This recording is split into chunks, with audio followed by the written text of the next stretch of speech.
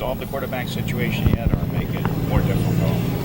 Yeah, I mean, every day I think helps to solve and gets a little closer, and it's good. We've had a lot of conversation. There's been a lot of things to evaluate and look at throughout camp, and so we're just continuing to do that. And I was told one time in my life some wise words of, when you have a big decision to make, take all the time necessary to make it.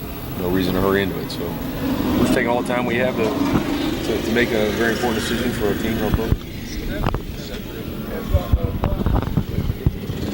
Judge everyone because the skill sets they bring, and the fact that quarterbacks are off limits, so they can't necessarily run and show off that part of their package. Yeah, I mean, the way we structure practice allows for all those things to be evaluated in different ways. I mean,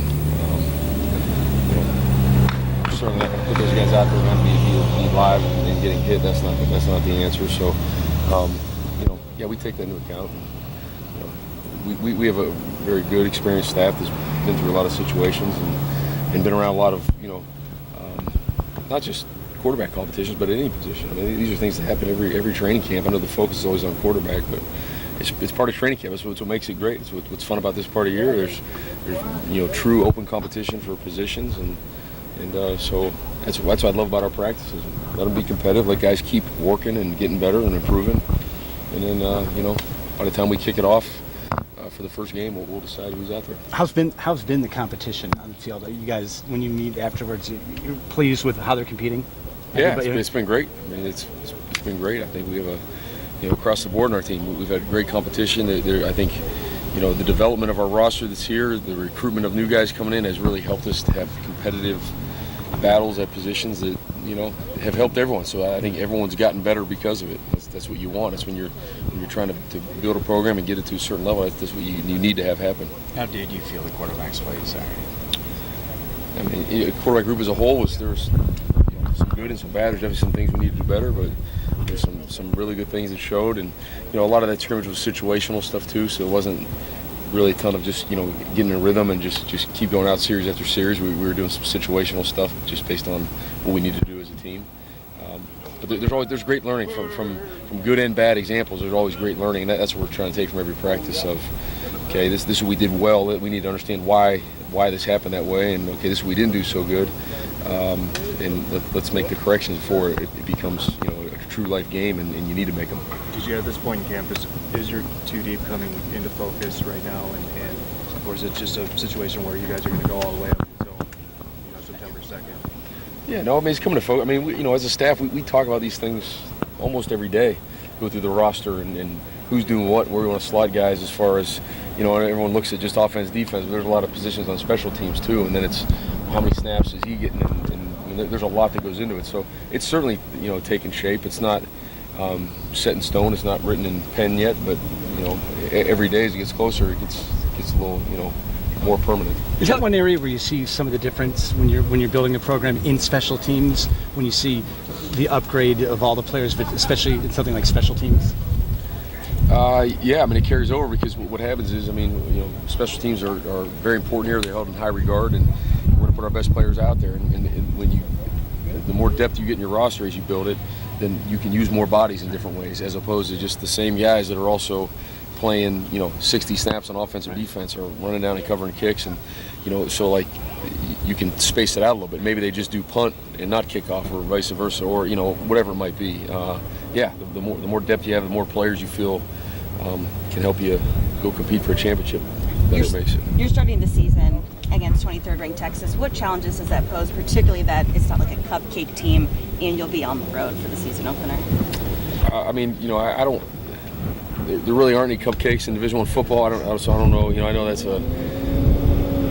something that I think fans talk about and look at. We treat every opponent just the same, and obviously it's a great program, and it's a road game. And I think you want to be successful. Obviously in college football, you have to win on the road. Half your games are on the road, and so we just gotta, as a young team, learn right away. It's all part of it. I think our guys will be ready, up for the challenge. They're excited about it, and.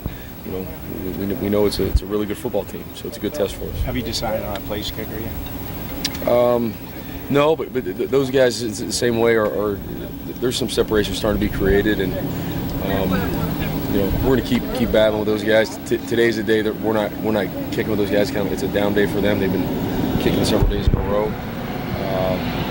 But we'll continue to look at that and evaluate it. And, I like our competition there too. It's been good. I think it's been healthy competition with those guys. Has Conyers showed? I know last week when we were here, he made a pretty big hit and led to an interception. Has he showed that he's maybe further along than you thought he was? Who was that again? Conyers. Oh, Conyers. Yeah, Denzel is. He's right in that area now of almost being 100%. He's not yet, and I think our training staff and strength staff has done a really good job of managing that. We've had him full go some days and shut him down some days, and just trying to keep us so we're not overworking his knee. So we're all looking forward to anticipating for when he's back full speed, able to help us. When that will be, if that'll be week 1. I don't know yet. We'll just see. We're taking that day to day, and the biggest thing for us is keeping him not frustrated about it, because he wants to be out there, and he's a very willing guy, and we want to make sure that his body is right before we put him in a position like that. When you saw him make, I don't know if you saw the hit he made that led to the interception, but when you see him make a physical play like that, do you, as a coach, say, yeah, that's great, or do you hold back and say, I hope, it's not too early to make a play like that? Yeah, no, it's all good to see that. I mean, I think anytime you see a guy, making full speed reactions, and I know the play you're referring to in the scrimmage, I mean, that's a good thing to see. Is there anybody else in the scrimmage that made a statement to you, made a move, a young guy, in these battles for jobs in the 2 deep?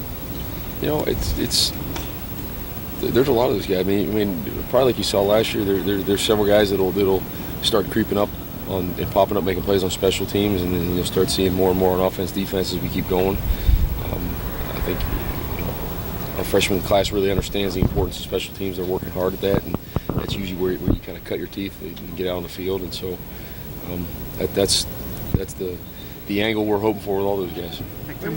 Coach, from what you've seen in camp, do you think Ty Johnson is poised to take yet another step forward in his development this year?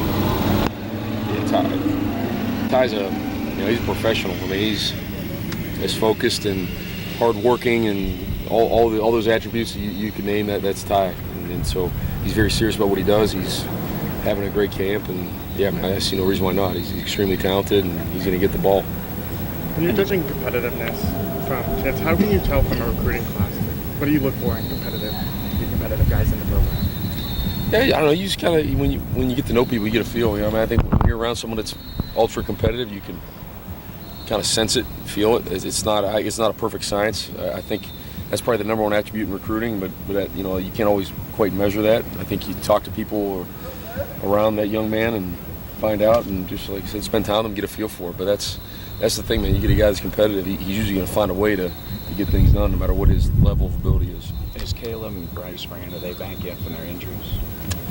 No, they're not. They're kind of in and out. So in today's practice, they won't be participating in what we're doing today, but they'll be back soon. They're not far off. I can make your hands clap.